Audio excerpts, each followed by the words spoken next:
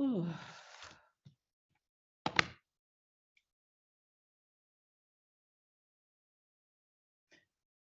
This is 222388 GC, Davenport University versus Corey Wilson. May I have your appearances, please? For the record, Your Honor, Stuart Cullis on behalf of the plaintiff. Mr. Wilson, state your name for me, sir. Corey Wilson. Thank you. Today is the day and time set for hearing on the plaintiff's motion to set aside dismissal and reinstate case. Mr. Wilson, did you receive a copy of that motion? I believe so, Your Honor. Anything you'd like to say in response to that motion, sir? No, Your Honor. Thank you. The court did have the opportunity. I'm sorry, Mr. Collis, was there something you wanted to say? No, Your Honor, as I said, we appeared the next day. It was a matter of misclick on the calendar for Google and, had it on the wrong day. Just, there's no prejudice to Mr. Wilson. We could refile the case and start all over. So it would just be more efficient to reinstate. Thank you.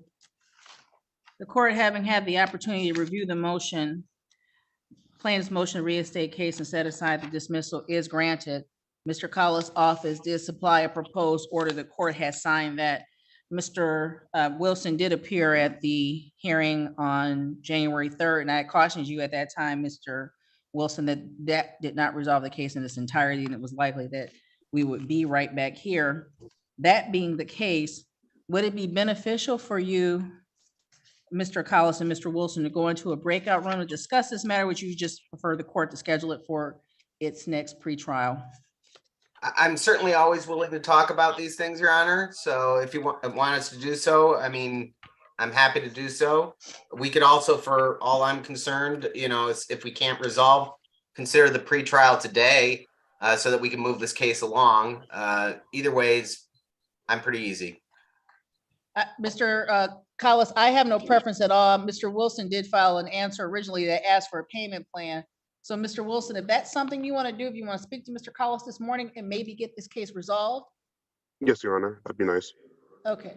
My secretary is going to send an invite for you to go into a breakout room to discuss this case. When you're done, just come back out. And if you have a resolution, we'll put it on the record. And if not, we'll give you your next date, which will be March the 7th, it looks like. But come back out. Don't leave without talking back to, without coming back on the record with me, okay? Thank you, Your Honor. Thank you.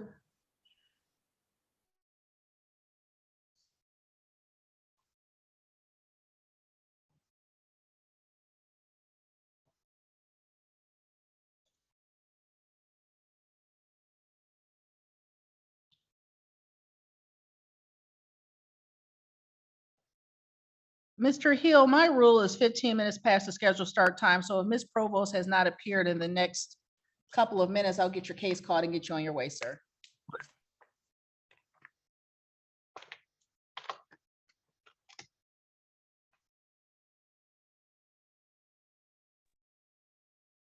Your Honor.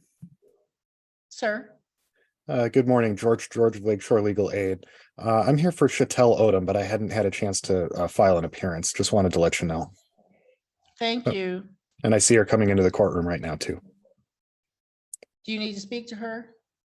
I spoke with her yesterday. If Mr. Koss is here on that matter, I would like to speak with him. He is actually the party. He's not the attorney. He's not from Mr. Levine's office. You want Mr. Graham Mason is coming in right now, so you want to. Excellent. Okay, thank you. Okay. Mr. Graham Mason. Good morning, Your Honor. Good morning, sir. I'm going to get you in with Mr. George on the Huron Estates Odom matter, okay? Thank you. Do you need your client with you? It's a motion to set aside a default judgment, but we can bring my client in, absolutely.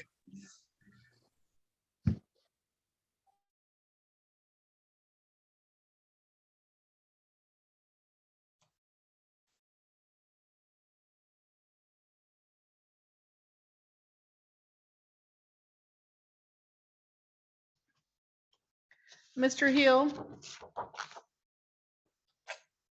Yes, Your Honor. this is 224771 GC. This is Midland Credit Management versus Clarissa Provost. May I have your appearance, sir? I have 6143 GC. I've got David Herline as the defendant. Okay, that's a 9:15. We had a 9 o'clock case with that also has Elizabeth Smith listed as the attorney. Yes, they did not give me that You're one to only- cover. I do not have a file for that one, Your Honor. I'm just appearing as coverage counsel at their request. I know. I didn't recognize you as an attorney from their usual stable. That being the case, sir, I won't call the 9:15 until closer to 9:30. That gives you a little bit of time to call their office, maybe if you want to. I can't imagine why they would hire coverage for a 9:15, but not a 9 o'clock. Nor do I. Good morning, Mr. Morton. Good morning, Your Honor. How are you, sir? Just enjoying another beautiful Michigan day. Where's Mr. Ali? He's logging in himself right now. He's with me as well.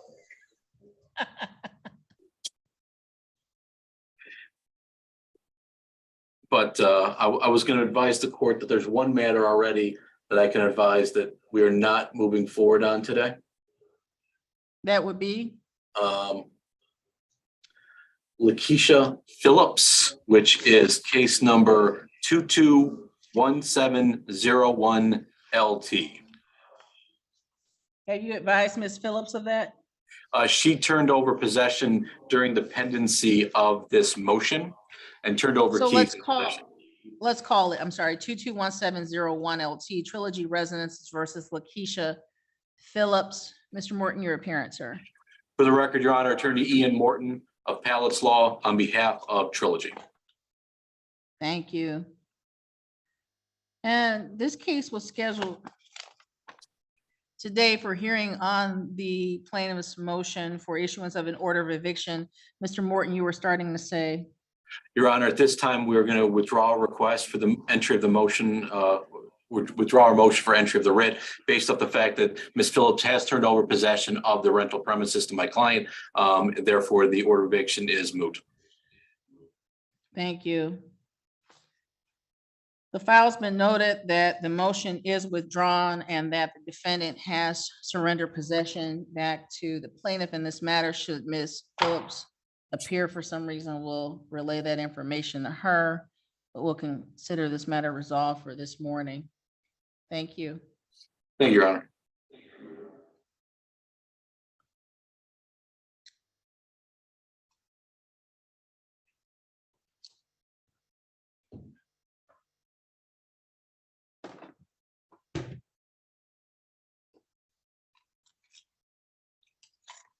Mary Ann, I'm stepping off for a second, but I'm like literally just a second.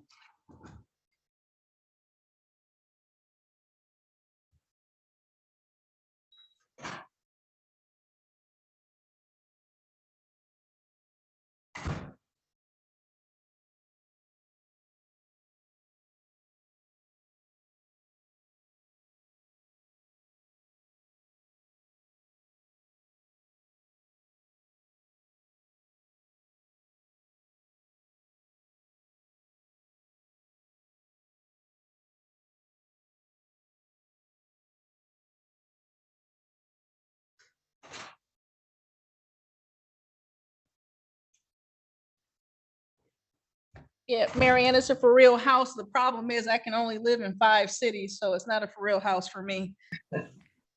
Your next slide. No, I'm happy right here in Michigan.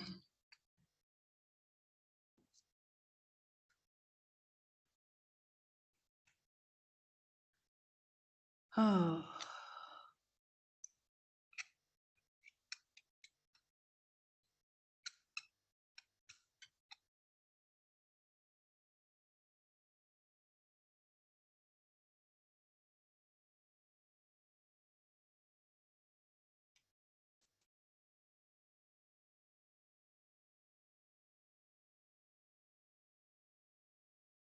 Ms. Odom, if Mr. George needs you, he'll come out and ask the court to send you in with him.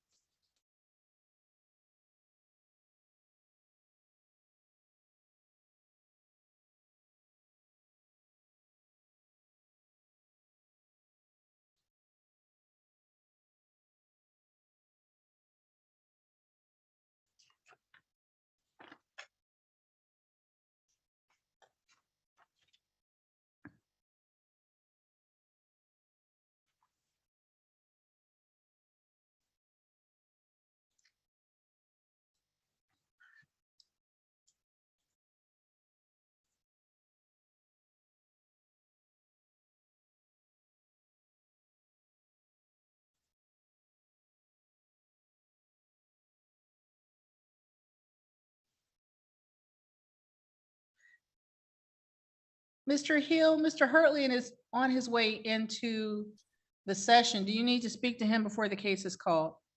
Yes, please. I would like to. Officer Ramsey? Or who is that? Thank you, ma'am. There's going to be an invitation for Mr. Hurtlian to join Mr. Hill in a breakout room. Oh, okay. Thank you, ma'am. You're welcome. You.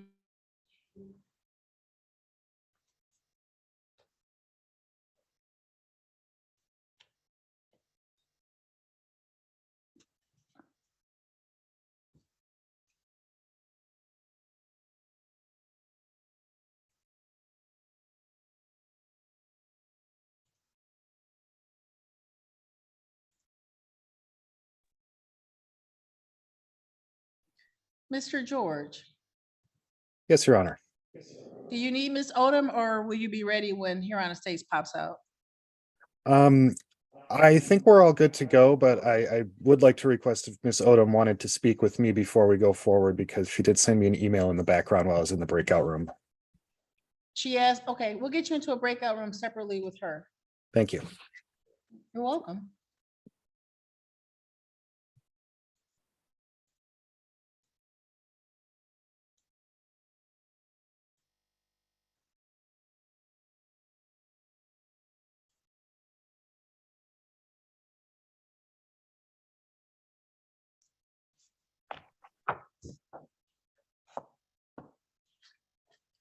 Mr. Graham Mason, Mr. George just went into a breakout room with Ms. Odom, but when he returns, I'll get your case called, sir.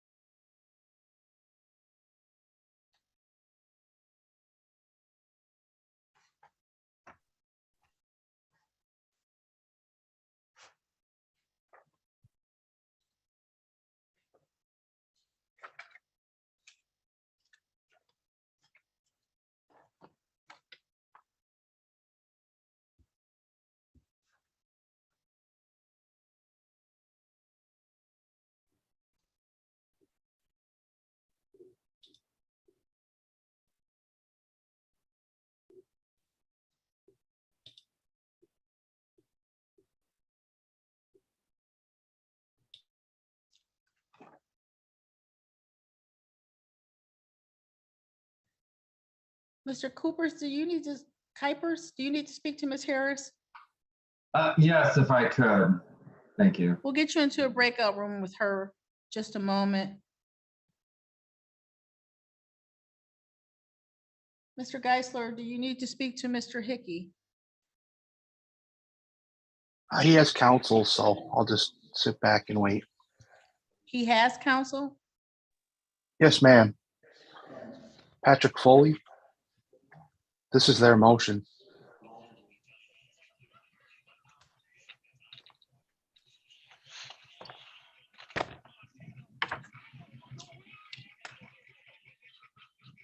Thank you. Mr. Foley's name is not listed on the docket for some reason.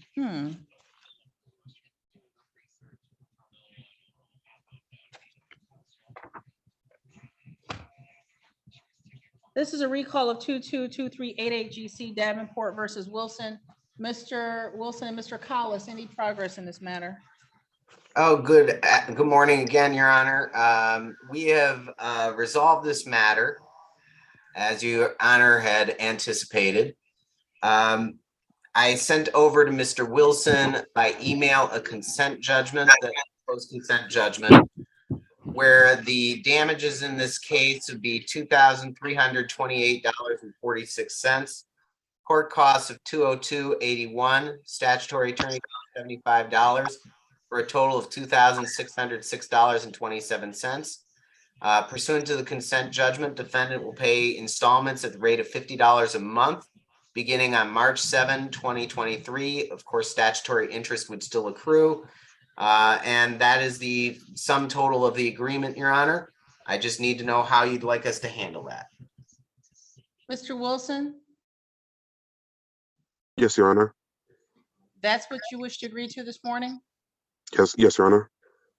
Mr. Collins, we can do it one of two ways. What this court will do is set a pretrial for March the 7th, 2023 at 9 a.m. But if Mr. Wilson is in receipt of the consent judgment, signs it, returns it to you, you sign and submit it to the court either by email or snail mail. The court has no preference. You don't need to appear for that March the 7th date. Very well. Mr. Wilson, could you email that back to me with your signature then? Yes, I can. All right, wonderful. And then we could get that March 7 date canceled for everyone.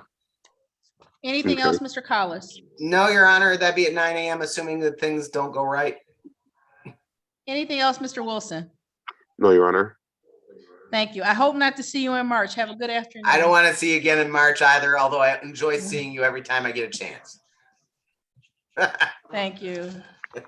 This Thank you, Your Honor. is 224799LT Huron Estates versus Odom. May I have your appearances, please? Good morning, George, on behalf of Chattel Odom, who is present in the Zoom courtroom. And Corey Grandmason, Your Honor, appearing on behalf of Huron Estates. Thank you. Today was the day and time set for hearing on the defendant's motion to set aside the default judgment.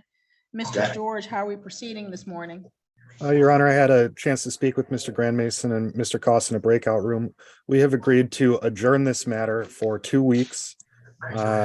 And we're going to use that time to hopefully resolve the matter. That way there will still be the motion pending, so no writ will issue in the meantime. And we're hoping that Ms. Odom is going to be able to bring the rent entirely current before that next date. It will be just a little over 2 weeks. It'll actually be February 22nd at 11 a.m. back here on Zoom. February 22nd, 2023 at 11 a.m. back with me, back on Zoom. Anything else in this matter, Mr. Grandmason? No, Your Honor, I think Mr. George had stated the positions of the parties accurately.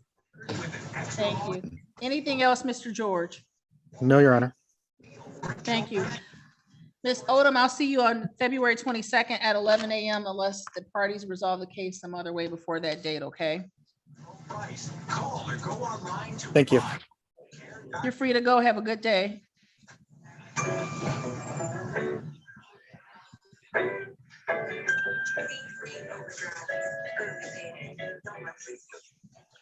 I don't know who that is with the radio in the background, but please either mute yourself or turn that radio off for me, please. Ma'am with the black shirt and the glasses on? Yes. Hi, your name, please? Paula Spencer. Thank you, ma'am.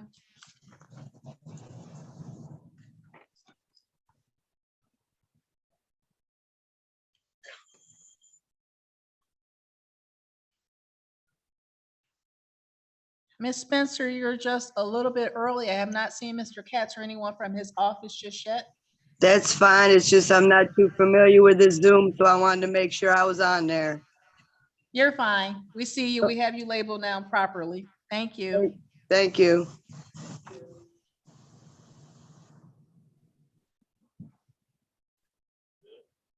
Mhm.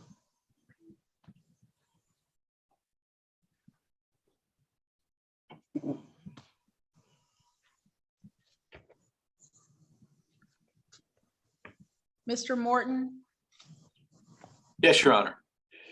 this is 221692 LT. This is Trilogy Residences versus DeJuan Brownlee. Thank you, Your Honor. For the record, formerly Attorney Ian Morton of Palace Law on behalf of Trilogy. Your Honor, this is a motion that my office brought before the court for entry of the order of eviction. There was a judgment entered previously back in November. The tenants continued to make statements about how they were seeking assistance. That assistance never came through, and my client's patience turned into larger issues. As of right now, there's a balance due of over $16,000. So we'd ask at this time that the order of eviction that was requested in the motion be entered. DeJuan Brownlee or anyone from 41472 East Archwood Drive, B114. This case having been scheduled at 9:15, it now being 9:31 by this court's clock, defendant having failed to appear, this court will grant plaintiff's motion for issuance of an order of eviction. That order is now signed. Plaintiff's office also attached thereto the actual order of eviction that is signed. The file will be downstairs in the civil department shortly. Anything else in this matter, Mr. Morton? Nothing else, Your Honor. Thank you very much. And then I will be back in front of the court in about an hour and a half. Thank you. Thank you, sir.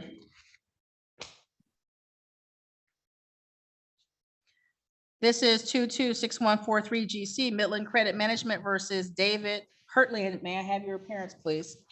I'm here. Morning, Your Honor. William Hill, P28608, appearing as coverage counsel today for Midland Credit.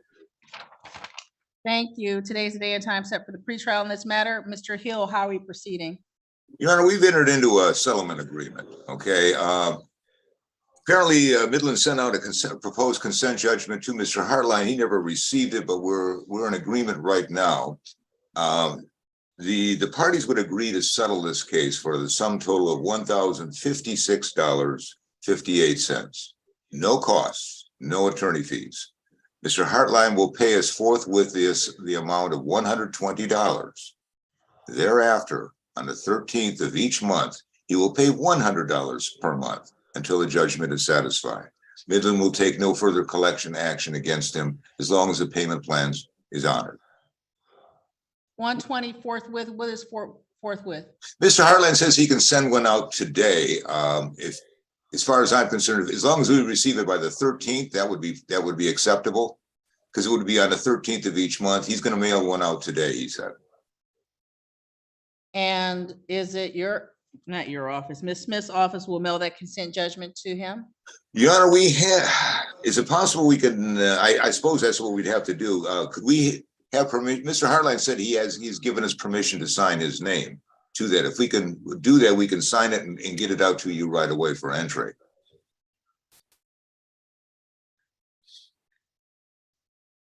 Mr. Hurtland? Yes. Sir, you wish to enter into a consent judgment for $1,056.58 total due to the plaintiff Yes. with a payment plan of $120 on or before February 13th and then $100 on the 13th of each month thereafter? Correct. And you're authorizing the plaintiff's attorney to sign your name to that proposed consent judgment? Yes, Your Honor. Mr. Hill, if plaintiff's office will submit that, the court will sign it, having confirmed Mr. Hurtland's desire to enter into such an agreement. As a control, the court will leave the adjourned pretrial on for March the 7th, 2023 at 9 a.m. so long as plaintiff's office gets that consent judgment filed with the court. Of course, that pretrial date will not be necessary. But Mr. Hurtland, as soon as the court receives it, it will be signed and a copy will be mailed to you at the address we have on file on North Liberty Street, okay? Yes. Any questions, sir? No. Anything else, Mr. Hill? No, Your Honor. Thank you. Thank you. That concludes this matter. Mr. Hurley, you're free to go, sir. Have a good afternoon and good luck to you. Thank you very much. Thanks, Mr. Hartline. Thank you, sir.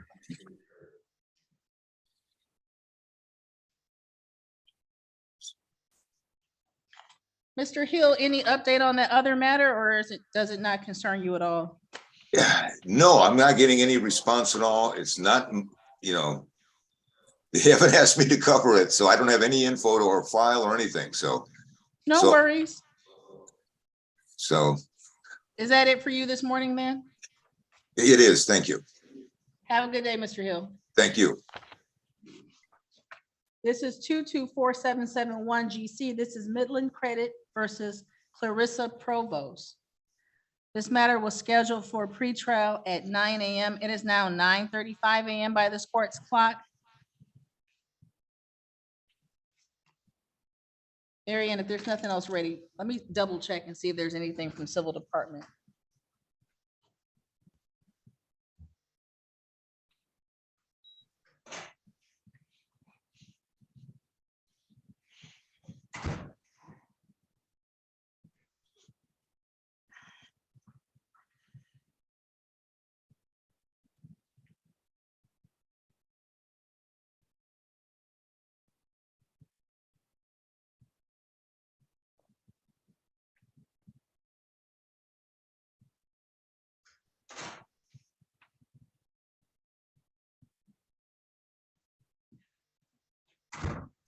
See, Marianne, I could not imagine that they would hire coverage for one file, not for the other. There was actually a consent judgment. Looks like it was filed yesterday, signed by the parties, marked as a default, but it is actually a consent. We'll fix that.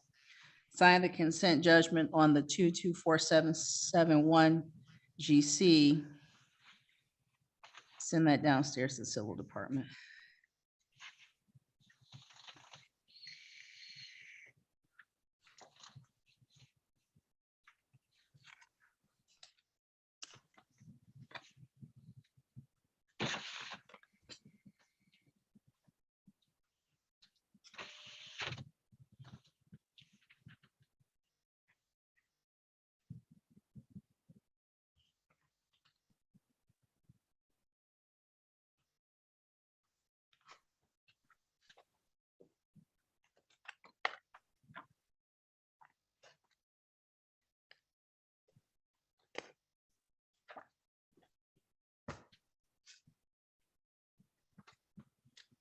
This is 224450 GC Automobile Club of Michigan versus Harris.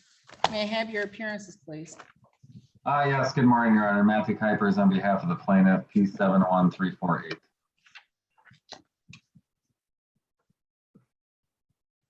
What happened? I just finished speaking with her. I know, she was just here. Here she is. She's coming back in through the waiting room. Hold on one second.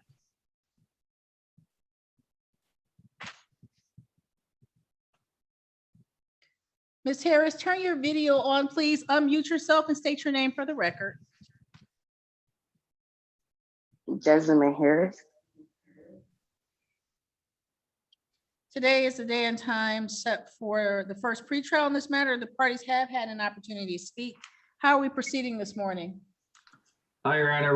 We did speak. There's some information that the defendant would like to provide to us. So at this point, we're just requesting 60 days of discovery so that we can exchange information and then go from there.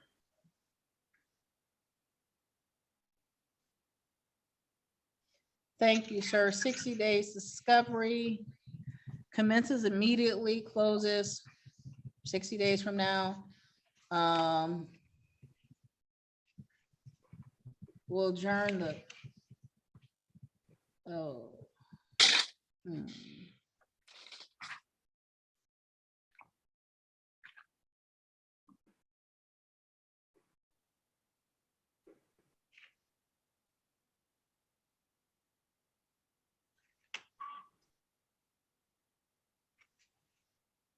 we'll adjourn the pretrial to May the 2nd at 9 a.m.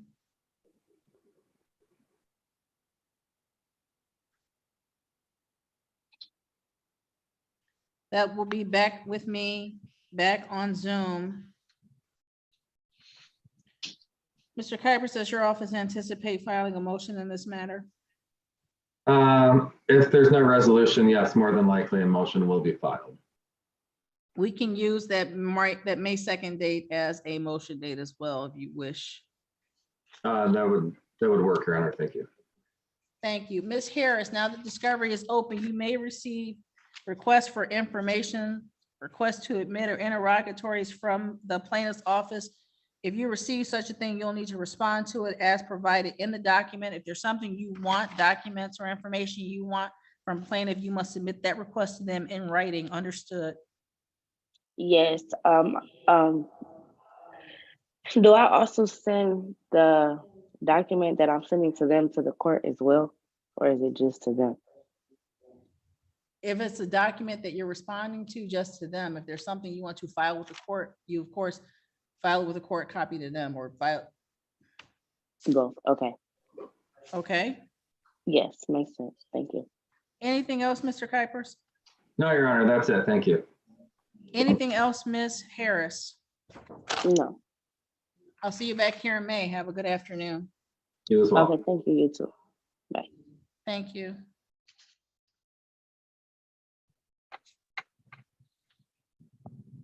Are we ready on no leak and Hickey? Yes, we are. This is 223-116 GC. This is no leak home improvements versus Casey Hickey. May I have your appearances, please? Good morning. Colin Geis. Oh. Good morning, Colin Geis on behalf of the plaintiff. No leak. Sorry. No, sorry, Colin. I forgot I'm defendant. Your Honor, good morning. Patrick Foley, P number 74323 on behalf of the defendant, Casey Hickey, who is also present here on Zoom.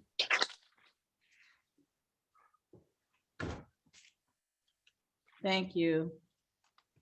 Today is the day and time set for hearing on the defendant's motion for summary disposition. Mr. Foley. Yes, Your Honor. May I proceed? Absolutely. Thank you, Judge. Judge, as my motion points out, the contract that plaintiff attaches to the complaint articulates under the payment schedule and total cost dollars, it states full insurance proceeds. Additionally, it says that it says this agreement is contingent upon insurance company price and approval. There simply is no case against my client. The representative of No Leak Home Improvement gave a quote to my client based on insurance coverage, and literally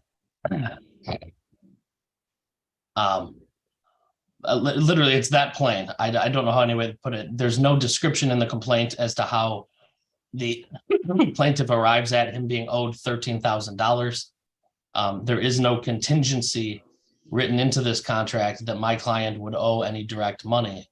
In the response, the plaintiff now says that he did submit and that he got paid, something which he doesn't point out in his complaint. No Leak says, okay, we did submit and we got paid, and now they come up with a new allegation, which is that Mr. Hickey represented that his insurance company would cover the boards, meaning the roofing, the subroofing, right? There's flat plywood boards that go above the joists and under the shingles. Now in the response, plaintiff says, well, he represented that this would be the case, and it wasn't the case, and we submitted and didn't get paid.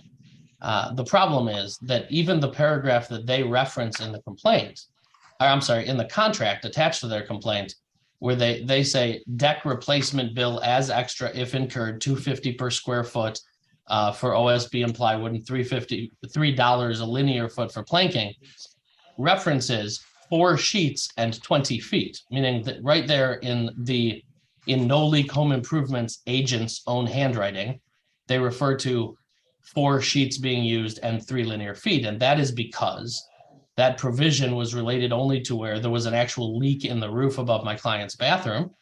And that comes to a total of $380 that if the insurance company wouldn't pay for $380 worth of sheeting, then my client would have to pay for it. It's limited by the contract. And most importantly, Your Honor, any of the references that plaintiff now attempts to make regarding my client are barred by the parole evidence rule. There is a unambiguous contract here that says that the insurance company is to pay for this job.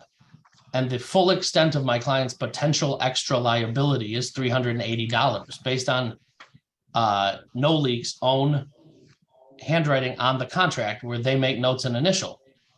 So they're not allowed to make claims of what things my client said or other things. This is a fully integrated contract.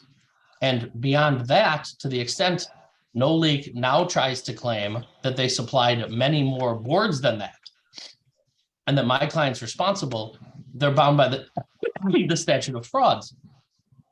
Pardon me, Your Honor. MCL 440.2201 of the Uniform Commercial Code makes it clear that except as otherwise provided in the section, a contract for the sales of goods for the price of $1,000 or more is not enforceable by way of action or defense unless there is a writing sufficient to indicate that a contract has been made. They have absolutely no writing that would in any way obligate my client to $13,000. The contract is plain on its face. It says that the insurance company is to pay for this. It provides a limited $380 exception. It's not relevant to the present motion. We're not arguing it. We have massive counterclaims, which is why my client hasn't paid $380 to the plaintiff. But with respect to a complaint being filed requesting that my client has to pay $13,000 pursuant to this contract, is preposterous, Your Honor. It's plain on its face. It doesn't meet the pleading requirements of MCR 2.116C8. And even accepting the facts as true under a C10 motion that they plead, there is no genuine issue here that they're not entitled to relief. And Your Honor, reserving a reply, that's the sum of my arguments. Thank you. Sir. Thank you, Judge. I think unfortunately the contract is not clear on its face, and there are questions of fact. It clearly states that deck replacement bill as extra, and the reason why it states that way is when you go out to a roof that you're going to replace, you can't see the wood that is underneath it, and you have no idea what is rotted. In this contract, the salesman included 4 sheets and 20 feet as part of the contract, but the additional amounts would have to seek approval from the insurance. And Mr. Hickey had made assertions that it was covered. And actually, this case is about the replacement under the roof. Well, the boards were being placed on the house is when Allstate came back and said, no, it's not covered. Mr. Hickey instructed them to continue the job and he would pay for it. Again, in reviewing an answer to this motion is where I discovered that I may need to seek a motion to amend my complaint to add the misrepresentation claim.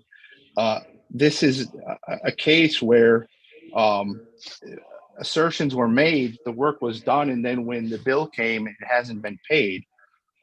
We haven't gotten to discovery, and I only have bits and pieces of the claim file, but I think through discovery with the claim file, it will certainly back up my client's position that Mr. Hickey indicated that it should be replaced.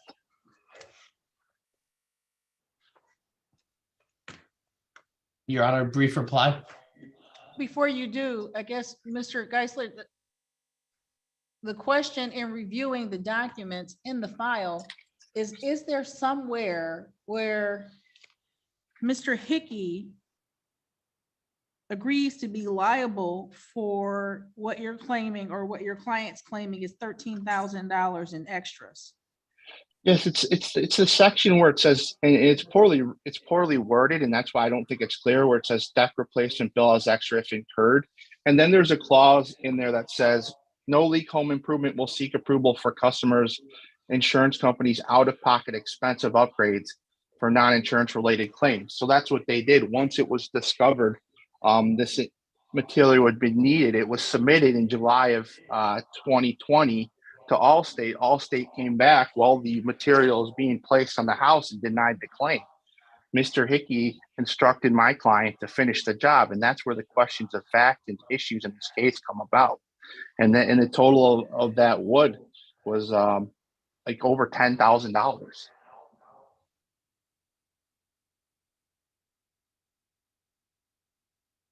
Mr. Foley? Thank you, Judge. Your Honor, I want to make it clear, we have factual responses to what's being said. And this is in no way a disparagement of brother counsel. Mr. Geisler represents his client, but his client's representations regarding how this whole thing went down are false. That's not, but they're not relevant for today because the law protects against this situation. I'm sure Your Honor has had plenty of contract cases, and the court is well aware that the standard for dealing with this is called a change order, where a client signs a piece of paper that says, okay, I agree to these changes to the contract. The contract as written provides for let me look again, 4 sheets at $250 a sheet and 20 feet of planking. And again, you know, if this case somehow survives today, then we'll file a counter complaint and get into the whole factual mess of it. But the point is that my client isn't supposed to have to deal with that because the statute of frauds makes clear that in trying to sell, and that's what this is, him representing that he's passing through the cost, i.e. buying and selling to my client OSB sheathing and planking in excess of $1,000, far in excess, meaning $13,000. The Uniform Commercial Code makes clear, MCL 440.2201, that he has to have it in writing. That's standard practice in the industry, but that doesn't even matter. It's required by the law and they don't have it. And I'll, you know, again, this is really more of a C8 motion testing the sufficiency of the complaint. I did include C10, but and it is under both, but just based on the complaint itself, they can't have relief. And it's interesting that the new disclosures by No Leak, now they're claiming that statements were made by my client. That's not in the complaint. The complaint says we have a contract and he breached that contract. And the contract does not in any way bind my client to have to pay for this. It's a messy factual situation, which we can sort out if we go that route. But I think the law makes it very clear that where there's a contract that includes all these terms, there really is no ambiguity. It provides for a certain amount of decking and certain amount of linear foot, which by my math totals $380. I guess I would stipulate that today, the issue of whether my client needs to pay $380 could survive summary disposition. But that's the only thing that the contract says. So counsel suggests that he would amend his complaint, but if he amends his complaint to include fraud, that too, there'll be a motion to dismiss for because it's statements beyond the contract, outside of the contract, barred by the parole evidence rule, and an assertion of a debt owed that is in violation of the statute of frauds. They're asking for over $1,000 and there's no writing from my client. And I say to Your Honor, there's reasons for all of this and they're not what they state. It's not that my client's being slippery, but my client shouldn't even have to incur the expense of defending this because as a licensed contractor, I presume licensed, something which I'll investigate if the case continues. But as a contractor, this person knows, the representative of Geisler, I'm sorry, not of Geisler, not Mr. Geisler at all, the representative of No Leak knows that they have to obtain a signed change order to try to bill my client for something like this. So Your Honor, the complaint does not meet the legal standards, and there is also no genuine issue of material fact that my client cannot be liable on this debt.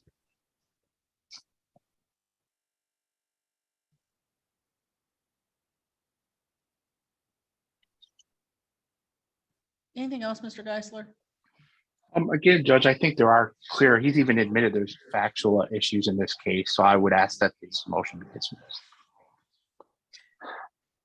Your Honor, to the extent that there's been an assertion that there's an admission, I want to make it very clear. There's not an admission on my part. On a motion like this, Your Honor controls the claims. There's a claim being brought for $13,000. My admission is we can have a fight over $380, but the result of this motion should be that it be limited to that.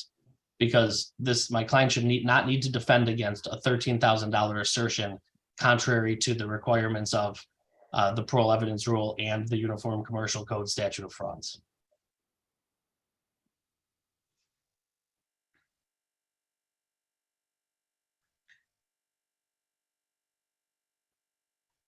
This court did take the opportunity to review both the motion and in response, all of the documents and pictures attached thereto.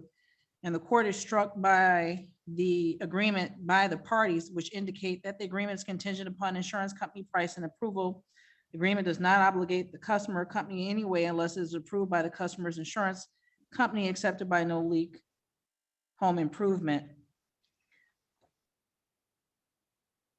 It is this court's finding that the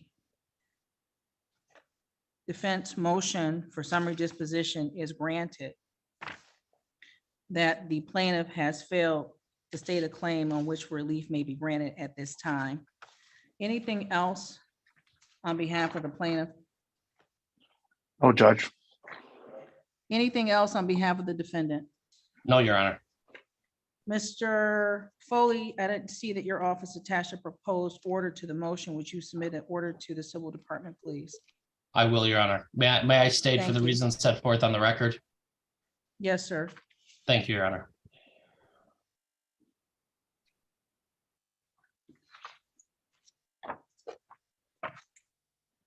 That concludes this matter. Thank you. Have a good day. Thank you, Your Honor.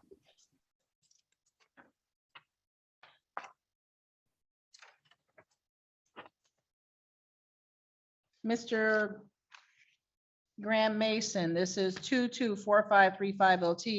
This is Bill Properties versus Demetrius Peters.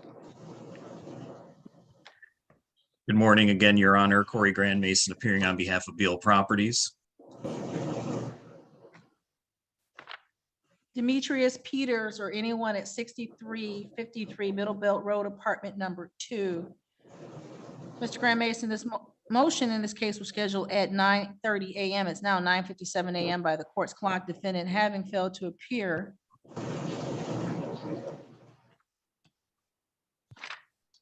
Court having reviewed the motion, the plaintiff's motion for issuance of an order of eviction is granted. Court will sign the order that was previously submitted to the court. Unless there's something else, Mr. Graham Mason. No, Your Honor. I didn't know if I needed to make a record about the 56 days, but if you're satisfied, I'm satisfied. Thank you. I'm satisfied as it is laid out in the motion. The order and the order are signed. Anything else in this case, Mr. Graham Mason? No, Your Honor. I will be back at 11 o'clock. Thank you. Thank you, sir. Have a good day. Oh, I'll see you at 11.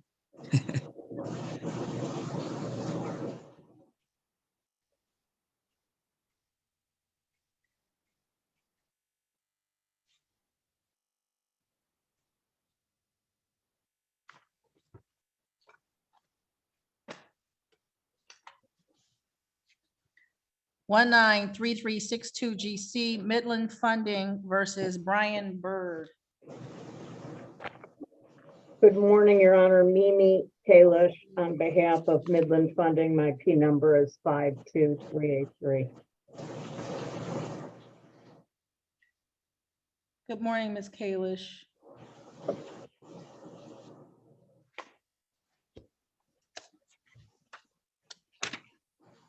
Brian Bird. Today was the day and time set for hearing on the defendant's objections to a garnishment.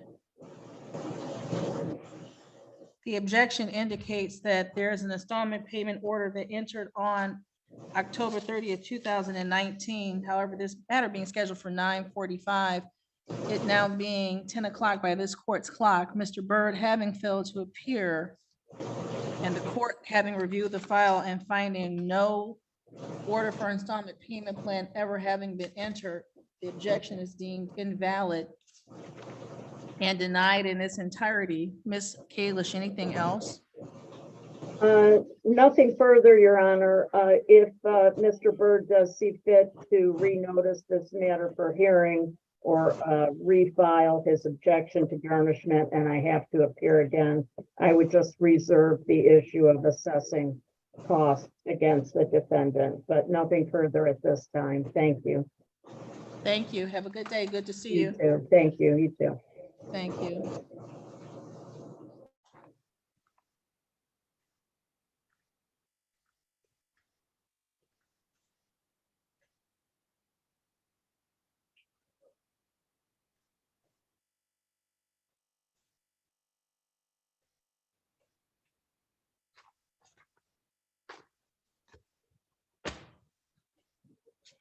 This is 226170 LT. This is Barrington versus Paula Spencer. May I have your appearances, please? I'm here. Good State your morning, Your name, Honor. please, Sidney ma'am. Katz on behalf of the plaintiff.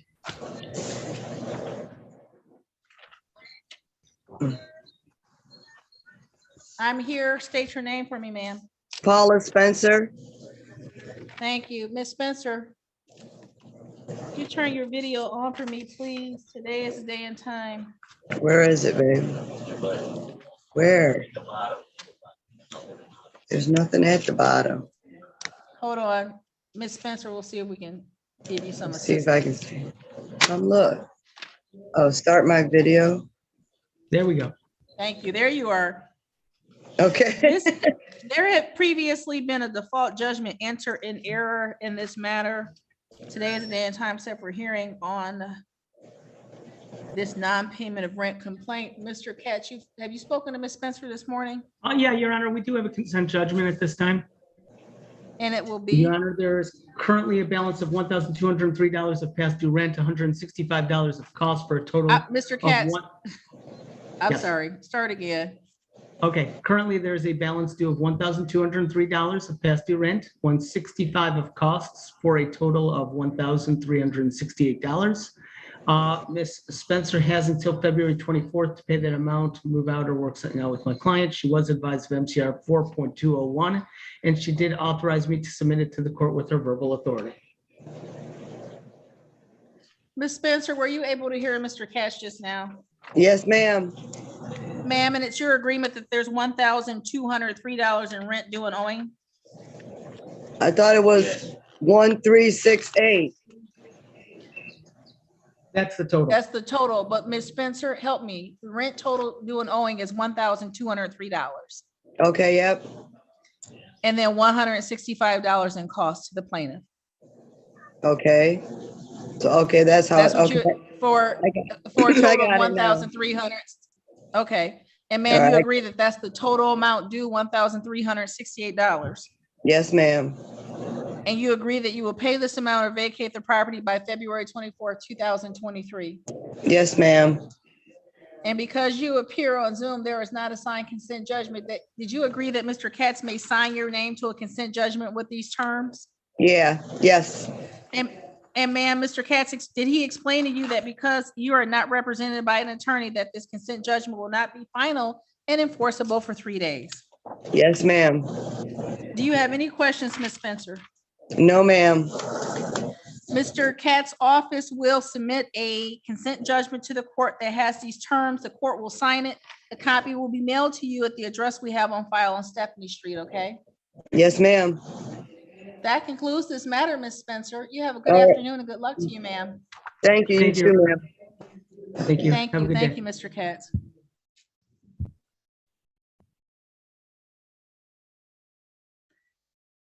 This is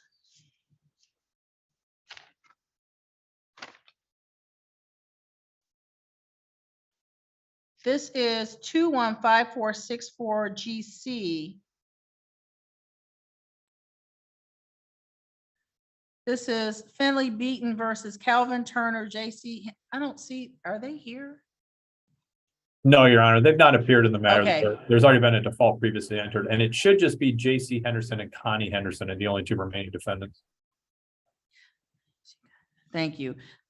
Sir, the court's policy is 15 minutes after scheduled start time. So if they're not here by about 10:15, I'll call the case and get you on your way, okay? All right, I will wait. Thank you. Thank you.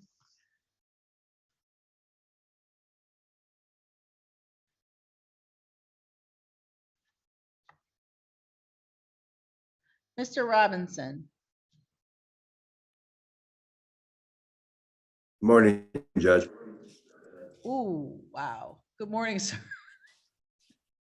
You okay, Mr. Robinson?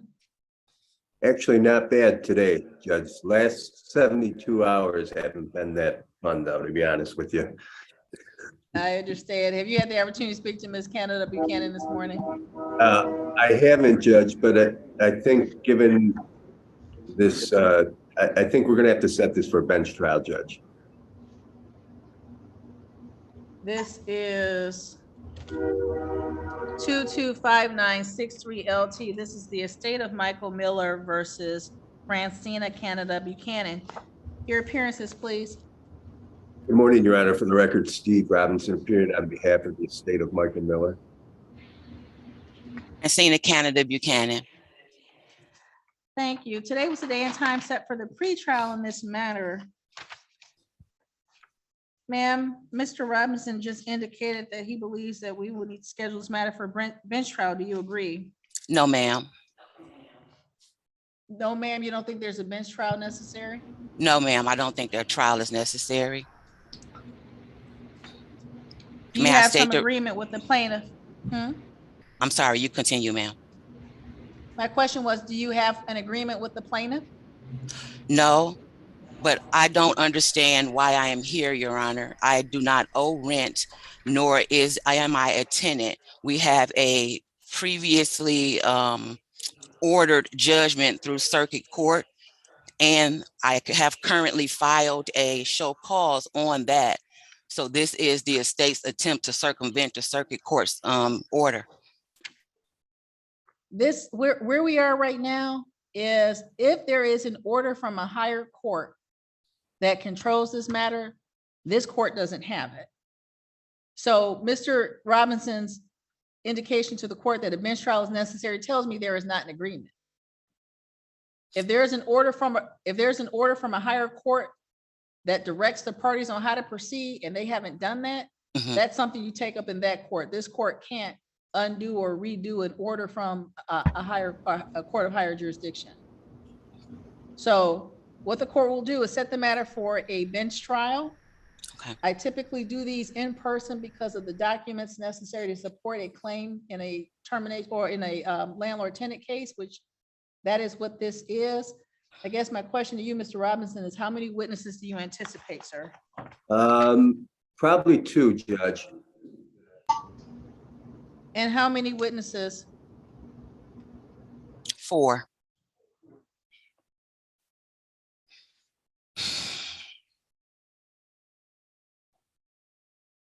Mr. Robinson, how long before you're ready for trial? Your Honor, I think usually you schedule them the following week, but I'm ready whenever you are, Judge. I have, according to the CDC, I have 1 more day of quarantine, so. And Ms. Canada Buchanan? Do you have some day or time constraints on when you're available for a trial? Yes, I work full time, so is it possible that we can schedule after the March 6th date, Your Honor? What is March 6th? The show cause hearing. Mr. Robinson, do you know what she's referring to? I know she's referring to a show cause.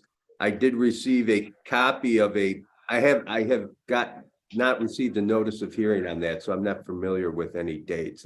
That's not to say Ms. Canada Buchanan isn't representing something correct to the court. I just haven't seen anything with the date on it. I would not typically take a landlord tenant case out that far. I put them on the next landlord tenant date. This case is on the civil docket because it was convenient at the time. I'm looking at a February 22nd date for the parties to appear. And ma'am, I understand that you work full time. But I can appear. I'm sorry? I can appear on the 22nd, Your Honor. Okay.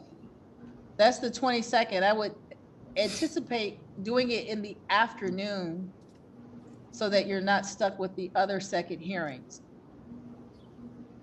Okay. Fine. I'm sorry, Mr. Judge. Robinson, you want to check your schedule? Yeah, I've got my calendar right here, Judge. That's good with me. The My 22nd? yeah, my client is also on the hearing. I'm assuming that's okay with them because I haven't heard an objection. That's fine. Yes. I'm just double checking. I don't think that there's anything scheduled in this courtroom on that date as of yet. I just know that that's the usual day for second hearings. There's a hearing and there's already a pretrial scheduled at 1 o'clock. So let's schedule in-person trial in this matter at 1:30 on February 22nd. I just saw that. February 22nd, live in courtroom number 1 at 1:30.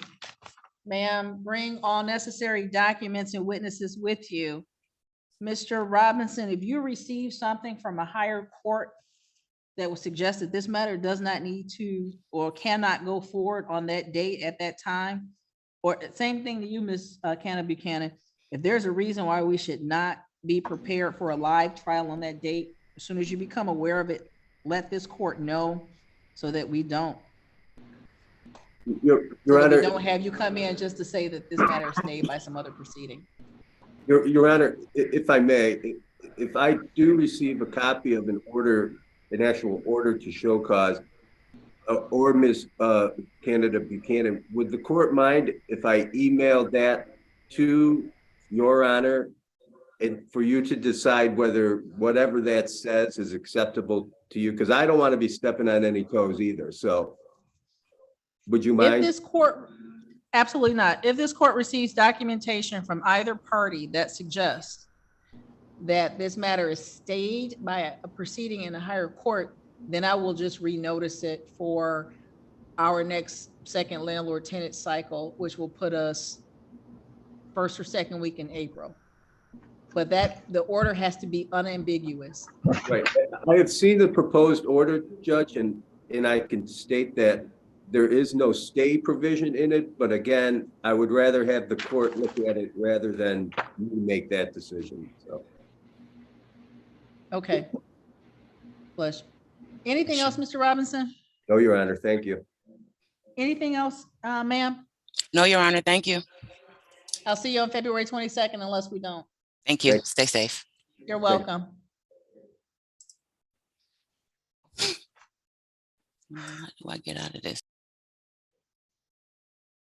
So, Mary Ann, as usual, I have questions to which I will get no answers.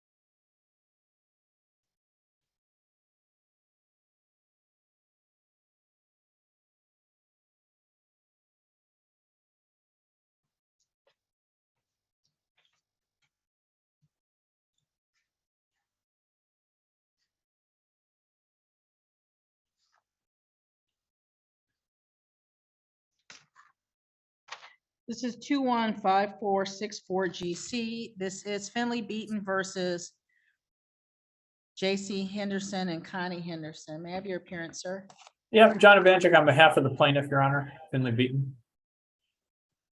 Thank you. Today is the day and time set for hearing on plaintiff's motion for entry of default judgment. This matter had been previously scheduled, but it believed that it had not been served upon the defendants. That oversight was corrected. The proof of service is dated January 11, 2023, directing the defendants to appear this morning for hearing on the motion. Motion was scheduled at 10 o'clock. It's 10:15 by the court's clock. Defendants have failed to appear, sir. Thank you, Your Honor. Plaintiff is requesting a judgment for damages in the amount of $8,949.27. To support this, we've attached a receipt or an estimate invoice from a collision shop in Belleville. I want to say it was Burhops. Yep, it was Burhops Collision in Belleville. To substantiate the damage. This case was brought about, my client's vehicle was damaged substantially when a trampoline that was located on the defendant's property blew off the property, hit my client's vehicle in a very structurally significant place, leaving substantial damage.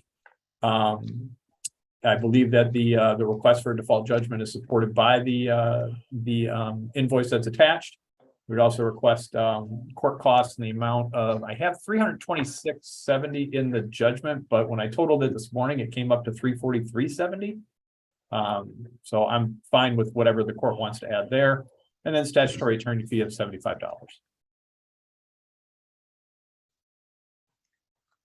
Thank you. Defendants having failed to appear or respond to the plaintiff's motion, the default judgment shall enter in favor of plaintiff and against defendant with principal damages of $8,949.27. Mr. Ivanchik, the court will take you at your word as an officer of the court that the total for court cost should actually be $343.70, and then the $75 attorney fee if your office will submit the default judgment showing that dollar amount. Hold on one second. Yep.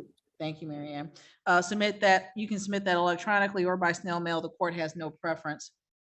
Where can I submit it electronically? Civil at 34th District Court-mi.org.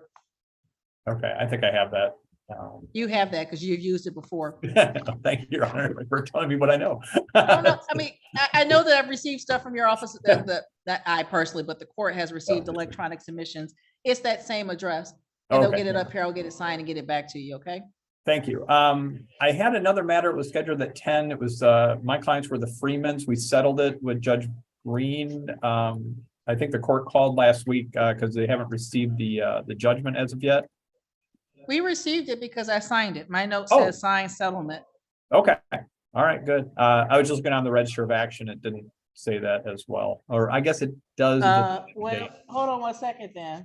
My Yeah. note to myself on the docket actually says that I signed it, so. Okay, And I don't have the file, so it's signed. It might just not be entered on the ROA as of yet. fair enough. Just want to make sure we weren't missing a hearing. Anything else? No, I think that's it. Thank you, Your Honor. Have a good day. Thanks, you too. Thank you. Ma'am, Andrea? Yes, ma'am. What are you here for, please? I have a court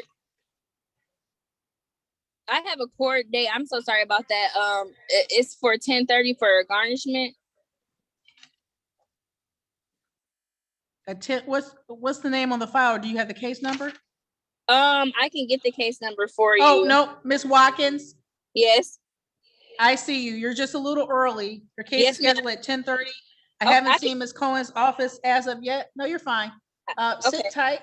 If the attorney's office appears, you'll go into a breakout room and talk to them. But I'll be back out to get the case called as soon as possible, okay? Okay, thank you so much. Thank you.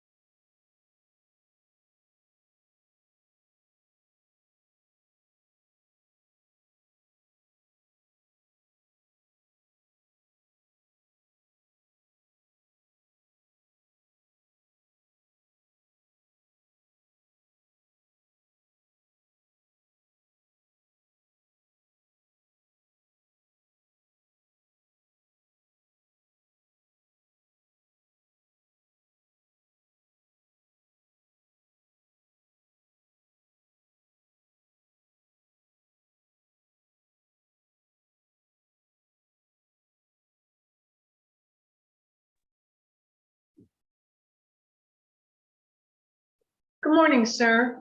Good morning. I have Miss Watkins is here. Do you need a breakout room with her? Yes, please. Okay, thank you. Miss Watkins, you're gonna see an invitation to join the breakout room. Just click on that, please. Okay. Thank you. Yes, ma'am.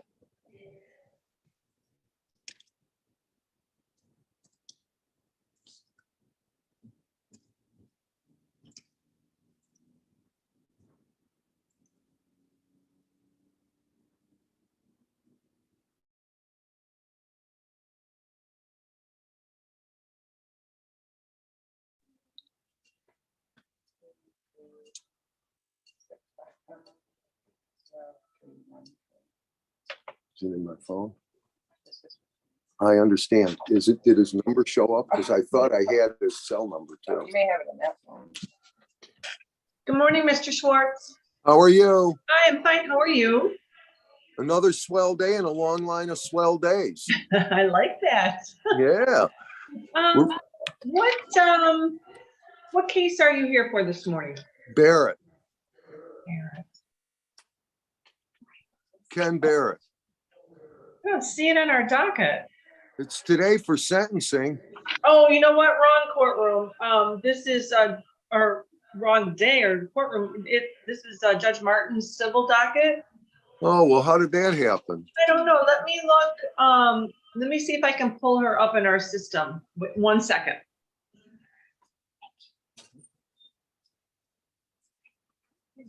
Five 785-6038. I might have put the wrong one in. Oh, I did. Did you figure it out? Yeah, you know what? I had both Zoom numbers and I looked at Judge Edwards and put yours in.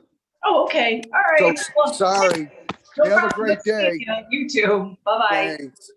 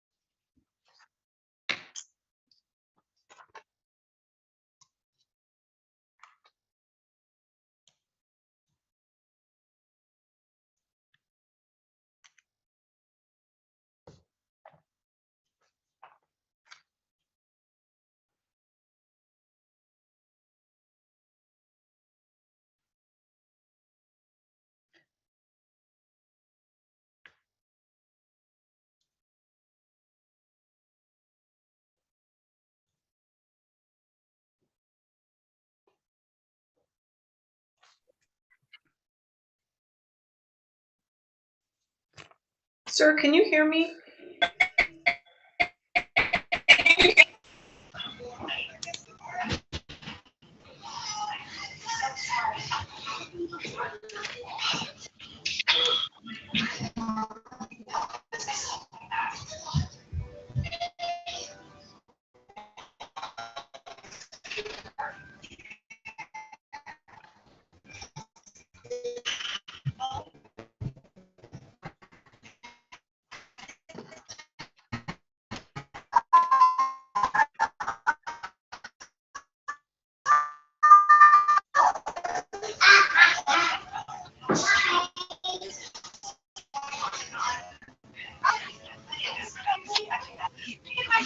Where is that coming from?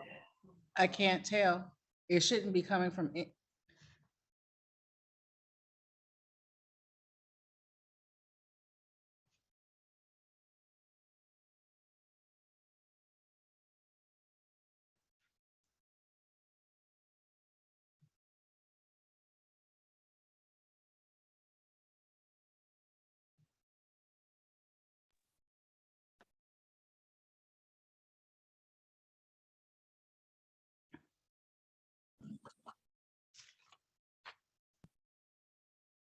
This is 191428 GC. This is Westchester Towers versus Watkins. May I have your appearance? Ma'am, are you driving? No, I am stopping right now. No, ma'am. I mean, yes, ma'am, but I am currently stopping. Thank you. Why don't you get stopped, Mr. Asphalt, yes, if ma'am. you put your appearance on for me? I am stopped right now. Morning, Judge Christopher Asphalt, 53129 on behalf of the plaintiff. Hello. Ma'am, state your name for the record. My name is Andrea Watkins. Thank you. Today is the day and time set for hearing on the on the defendant's motion to set aside the default judgment. Ms. Watkins, it's your motion. Please proceed. I'm sorry, Mr. Asphalt, you've had an opportunity to speak to Ms. Watkins. I have, Judge. Is there any resolution in this matter? No, unfortunately, we were not able to reach an agreement. Thank you. Ms. Watkins, it's your motion, ma'am. Please proceed. Yes, ma'am. I am just I don't mind paying off, money that I owe. I am just low income right now, and I'm only working 20 hours a week. And I also have a child that I'm in the middle of legally adopting. I'm his legal guardian. So I just feel like to garnish my wages is a lot because I'm not really bringing home a lot. And also my state taxes have been getting taken. So I feel like there's a better,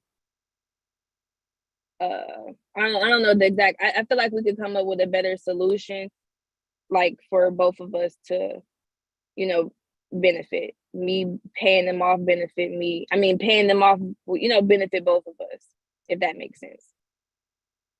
It does. Mr. Asphalt, your response, sir? Judge, I did offer to enter into what I believe is a reasonable repayment plan, but Ms. Watkins was not interested. She wanted to proceed.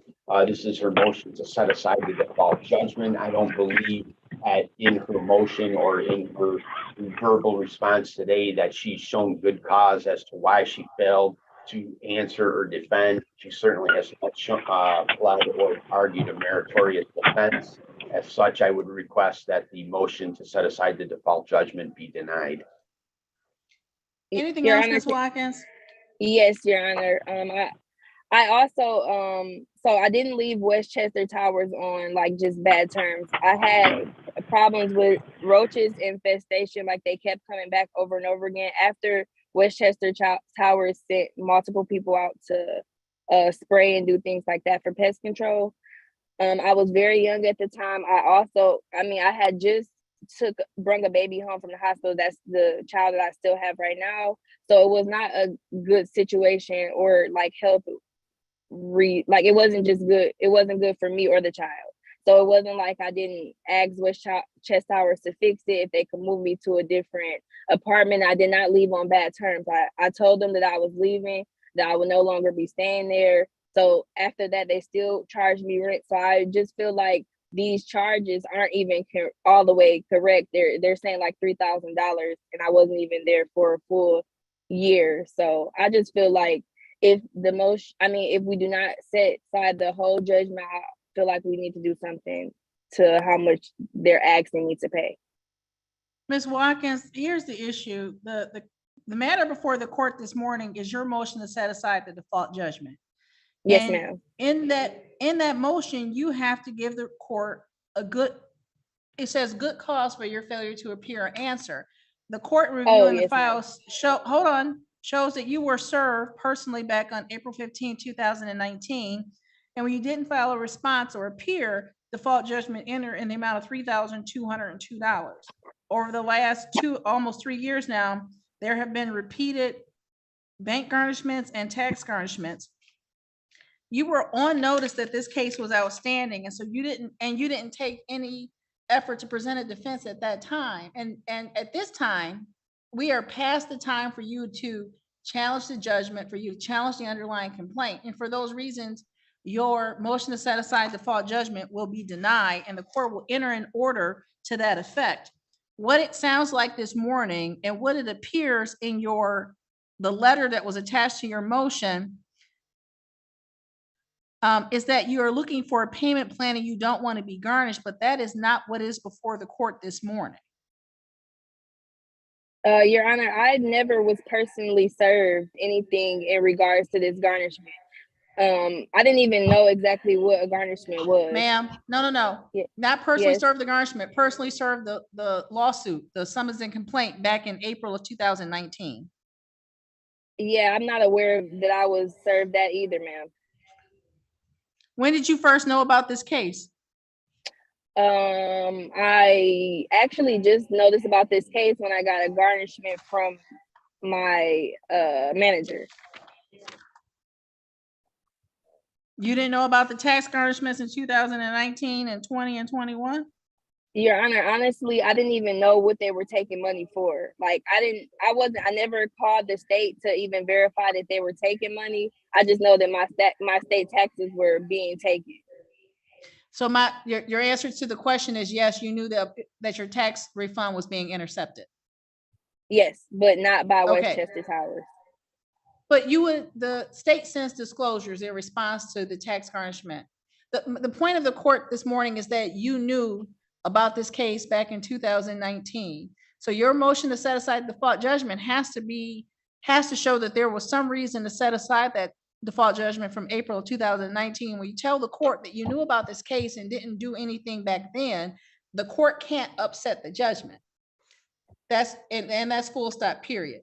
The second part, and what it sounds like you want to address this morning, is a payment plan versus a garnishment. And what I'm saying to you is that there is not a request for a payment plan. There's not a motion for a payment plan pending this morning.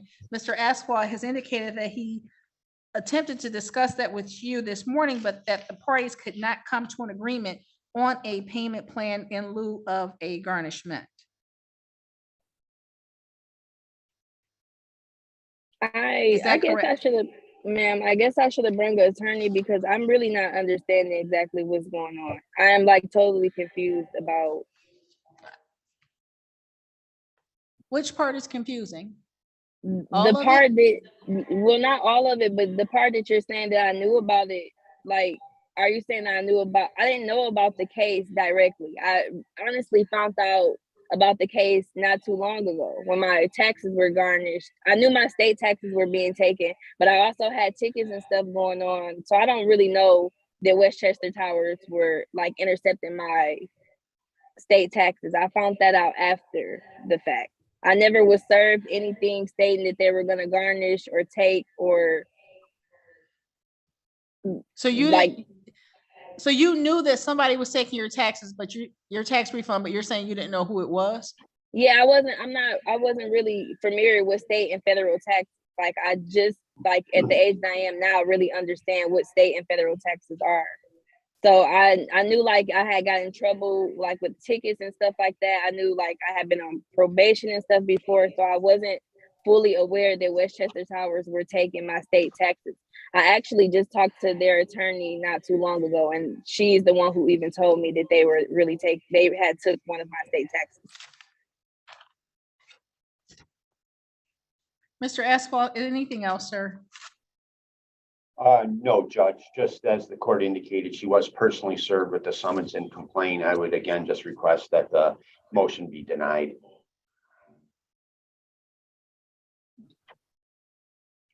Court has already denied the motion and signed an order to that effect.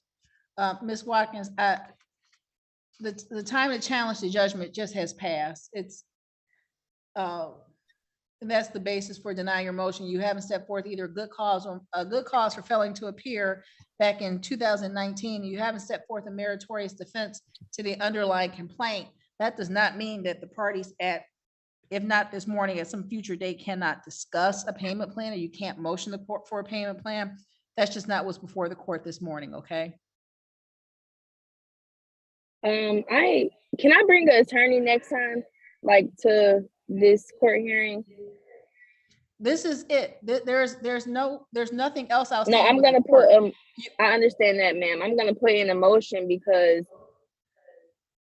if they're not gonna set aside judgment, I need to put in a motion for a payment plan that is for good for both parties. Exactly. That's your absolute right. You can do that with an attorney, Okay. or you can do that on your own. Okay, thank you. Thank you, ma'am. Have a good day. You too. Thank you, Judge. Thank you, sir. Good to see you. Mr. Driver with the blue shirt on. I muted you because your radio was messing up the rest of the hearing.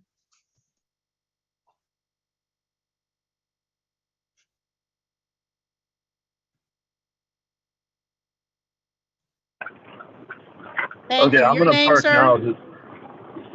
My name is Finley Beaton.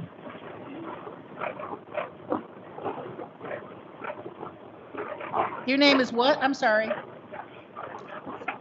1 second, let me park my vehicle so there won't be any more noise. Thank you. My name is Finley Beaton. F is in Frank, INLAY.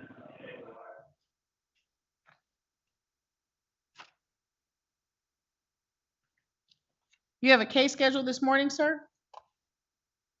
Yeah, I'll give you a specific time. It is for Kelly and Ivanchek, Tuesday, February 7th at 10 a.m. to 11:30 a.m.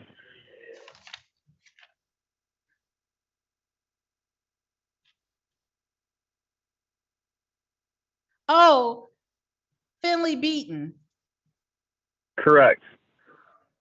You're represented by Mr. Ivanchek. Correct.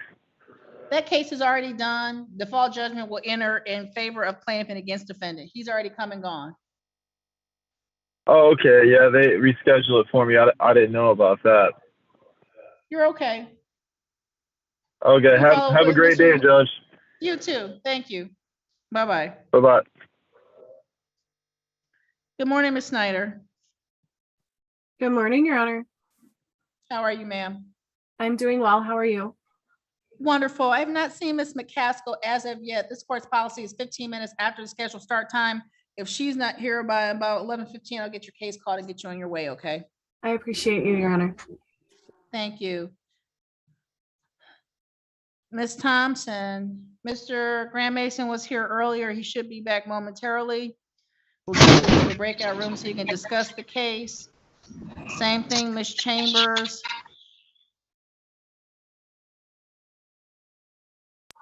Yes, ma'am. Thank you. You're welcome. Ms. Kovish, I see you there.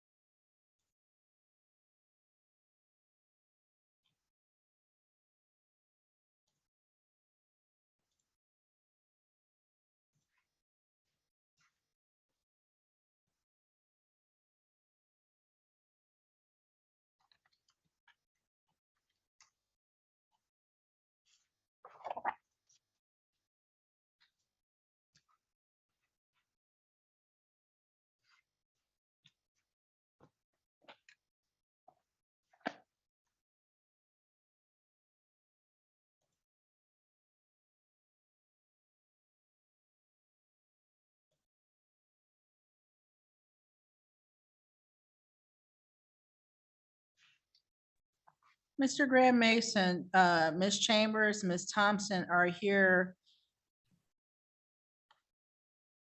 Would it be Very good. beneficial to go into a breakout room with them?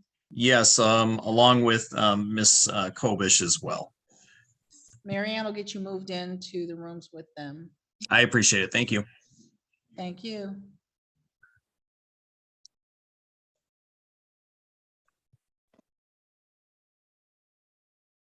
Mr. Perez, Yes, Judge. Good morning. good to see you, sir. You look a lot better than the last time we saw you. Yeah, I'm still having a little bit of issues with the blood pressure being high, but it's being worked out by my doctor. Mr. Morton was here earlier. When he gets back, I'll get you matched up with him. I know that the case is actually in Sabrina Perez's name. Is she there with you? Yeah, she's in here. I'm in my house right now, and I just Okay. wanted to give you good news. I just started working this week also. Mr. Perez, when the attorney appears for Country Meadows, we'll get you into a breakout room with them. When the court calls the case, you're going to need to remove your baseball cap, okay? Okay, no problem. Thank you. Ms. Kobish, let's get you in with Mr. Graham Mason. That's in number 1. I'm sending you the invite right now.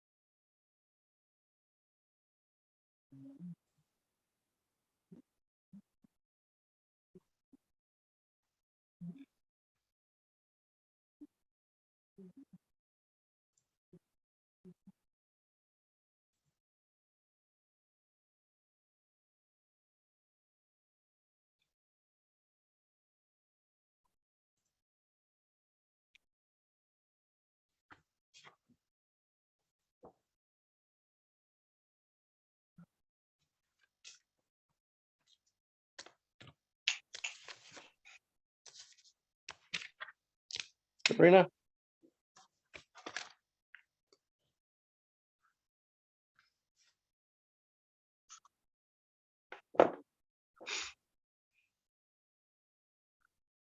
Ms. Chambers?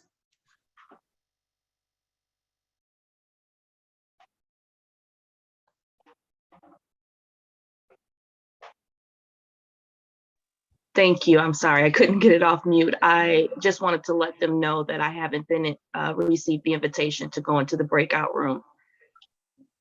There's someone already in there with the attorney. When he's done with them, we'll get you in, okay? Oh, I You're understand. fine. Thank you. You're welcome.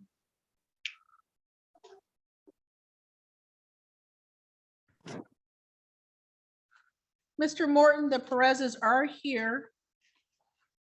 We'll get you into a breakout room with them. Thank you. You're welcome. Good morning, Mr. Morton. Mr. Perez, you should see an invitation to go into room number 2 with him. Please go there.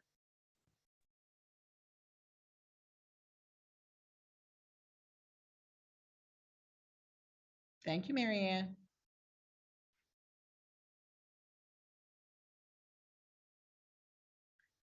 Ms. Chambers has the best screensaver. Oh. I was thinking the same thing.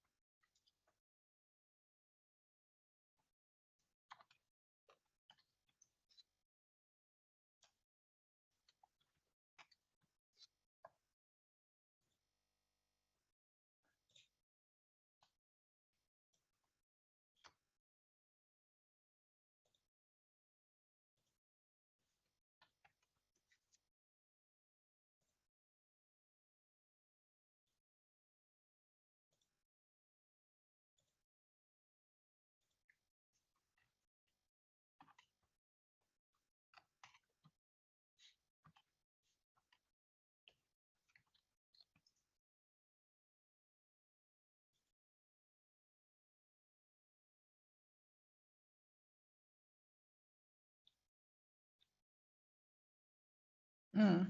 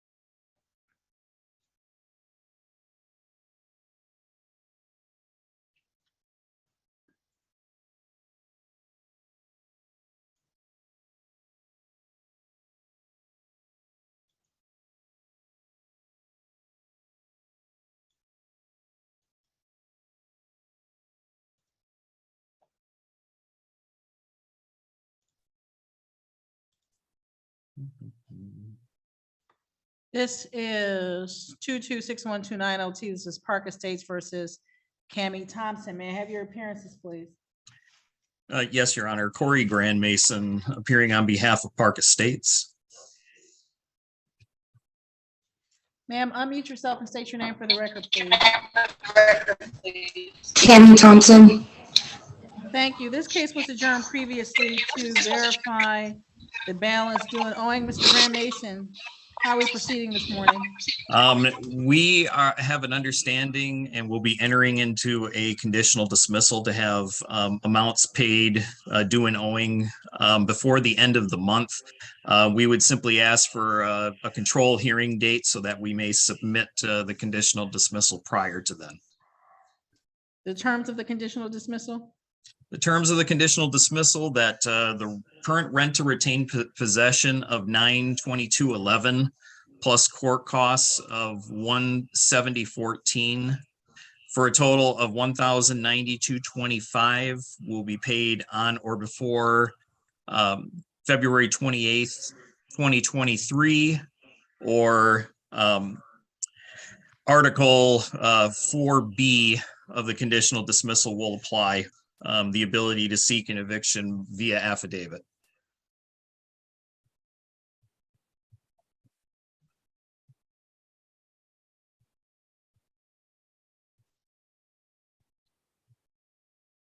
Ms. Thompson, were you able to hear Mr. Graham Mason just now? Yes, ma'am. And it's your intention to enter into a conditional dismissal with his office with rent due of $922.11 and $170.14 in costs?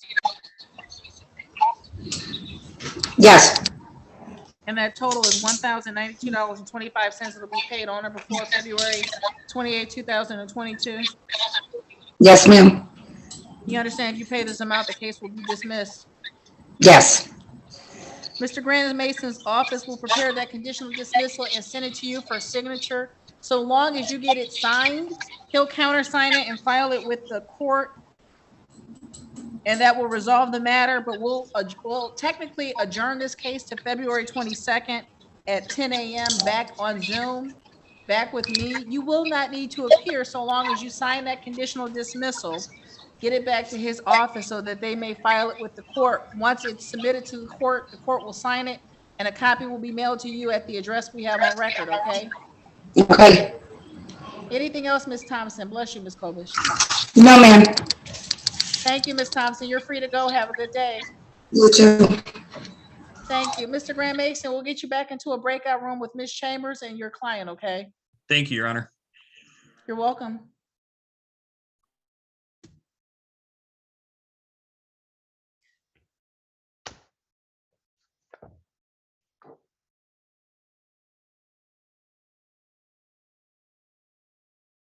Ms. Chambers, you should see an invitation to go into number 3 with Mr. Graham Mason.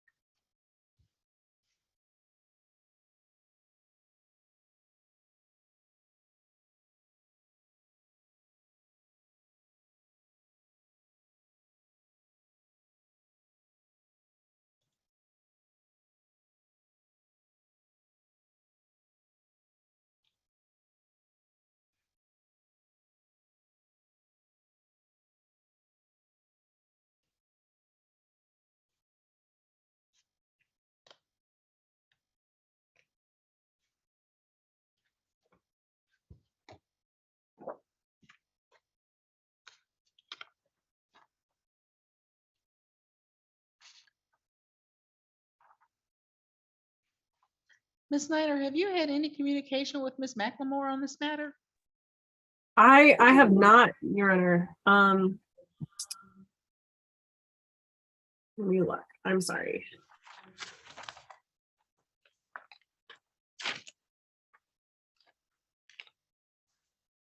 Yeah, I have not, and my client, it doesn't look like my client has had any communication with the tenant as well. They came to the last one, so I'm not quite sure why they're not here. This was the date we agreed to. We're almost there. I'm showing 11:12 by my clock. Let's give it a couple more minutes and I'll get it called. Okay.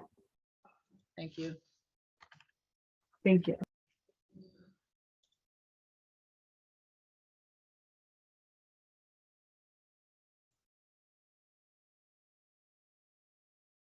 So Mary Ann, somebody won that $754 million, but I don't think it was us.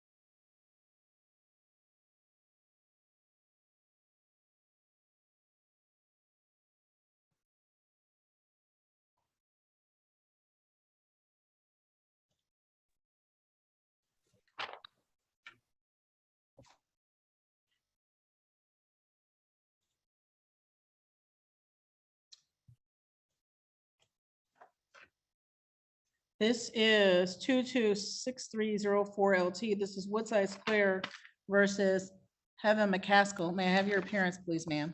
Thank you, Your Honor. Jackie Snyder Powder on behalf of Mark Wasbury, 82554 is my IP number, and we represent Woodside Square in this matter.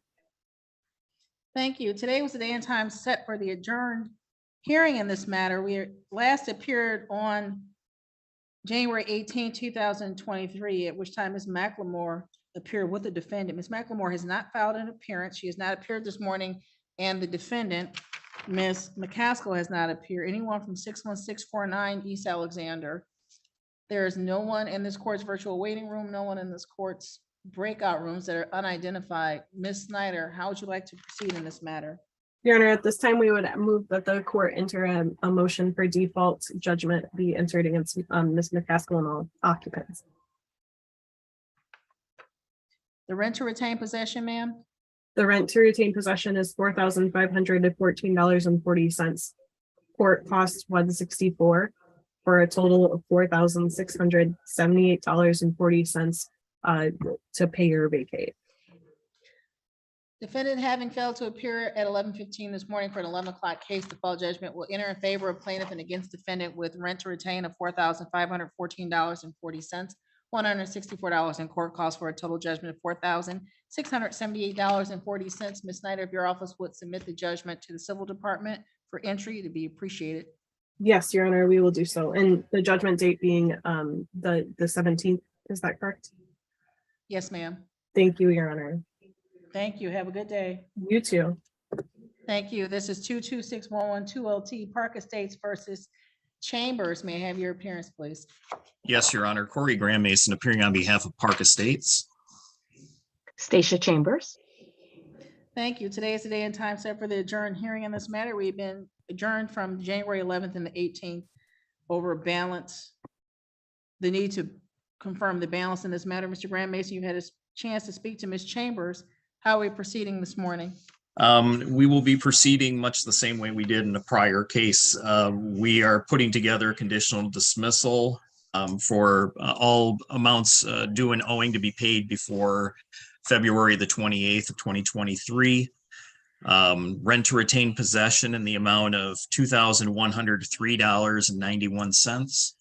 Costs in the amount of $153.57 for a total of $2,257.48. And we would just be seeking a control date to get the conditional dismissal signed and before the court. Ms. Chambers, you were able to hear Mr. Graham Mason just now, Yes, ma'am. and you wish to agree to entry of a conditional dismissal that shows that $2,103.91 in rent is due and owing, Yes, ma'am. and $153.57 in court costs, Yes, ma'am. for a total of $2,257.48. And yes, ma'am. Thank you. Mr. Graham Mason's office will prepare that conditional dismissal, send it to you for signature. So long as you sign it, return it to him, he'll sign it, get it over to the court will enter it. We will set a control date, an adjourned hearing date, actually, February 22nd, 2023 at 9 o'clock, back at number 1 on Zoom. But if you get that conditional dismissal signed and back to him, you don't need to appear on the 22nd. That's just to make sure that the parties get the paperwork in, okay? Thank you for clarification. Yes, ma'am. And that's why I wrote the numbers down. So long as the numbers on what's submitted to the court match what the parties placed on the record, I'll sign it. It'll get mailed out to you at the address we have on record, okay? Yes, ma'am. Thank you. Anything else, Mr. Graham Mason, in this case? No, Your Honor, I appreciate it. Thank you. Anything else, Ms. Chambers? No, thank you. I appreciate it as well. You're welcome. You're free to go, ma'am. Have a good day. This is 2261160 LT. This is Park Estates versus Samantha Heskey. And Your Honor, Park Estates is represented by Corey Grandmason, P 64392. Samantha Heskey or anyone from 13 Brandy, Belleville, Michigan. This case was adjourned from January 11th and January 18th over a discrepancy in the balance. It was scheduled for 11 o'clock this morning. It is now 11:18 by the court's clock. Defendant has failed to appear. Mr. Graham Mason, how would you like to proceed? We would seek a default judgment at this time for possession only. Rent to retain possession currently due is $884.14. Costs in the amount of $153.57 for a total of $1,037.71 with a writ to issue on or after the 17th of this month. Thank you. Defendant having failed to appear as directed by this court, default judgment shall enter in favor of plaintiff and against defendant with rent to retain possession of $884.14, $153.57 in court costs for a total judgment of $1,037.71. Mr. Graham Mason, if your office will submit that judgment for entry, it would be appreciated. I will forthwith. Thank you, Your Honor. Have a good afternoon. You too, sir. Good to see you. Thank you. This is 2262250 LT. This is Country Metals versus Sabrina Perez. May I have your appearances, please? For the record, Your Honor, Attorney Ian Morton of Pallets Law on behalf of Country Meadows.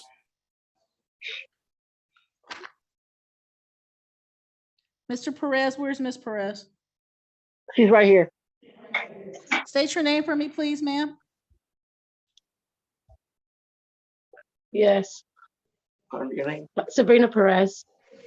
Thank you. Today is the day and time set for the adjourned hearing on this matter. Mr. Morton, we were here on January 18th.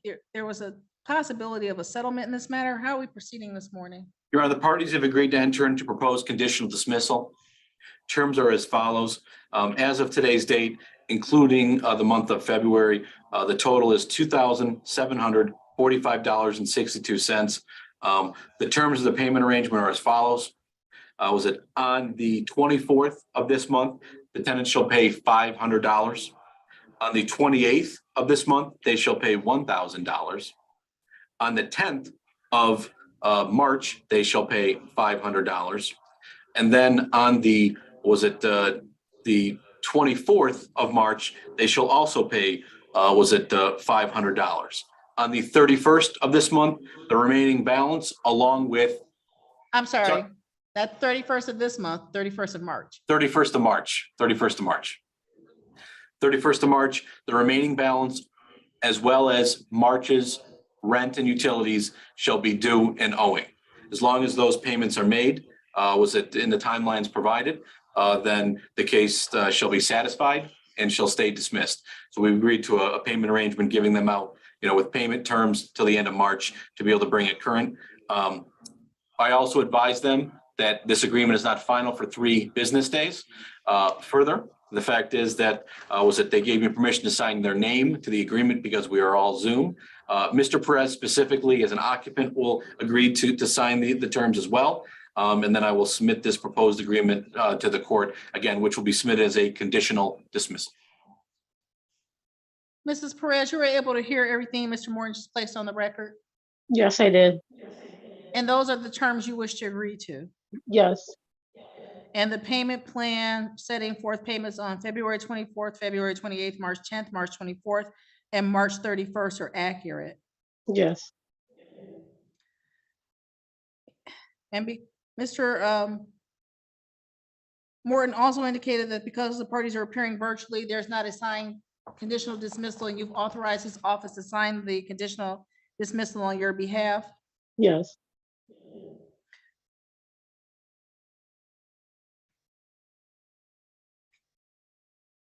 And finally, because you're not represented, this conditional dismissal would not be final and enforceable for 3 days. yes.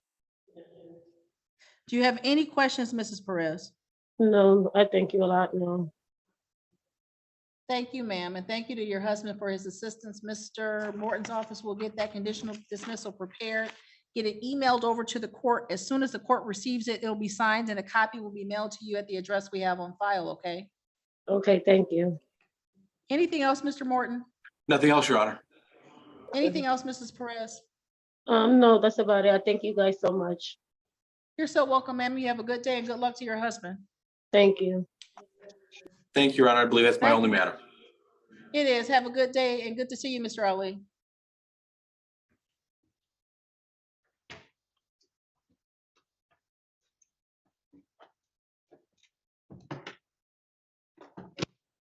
Mary Ann, that concludes our docket for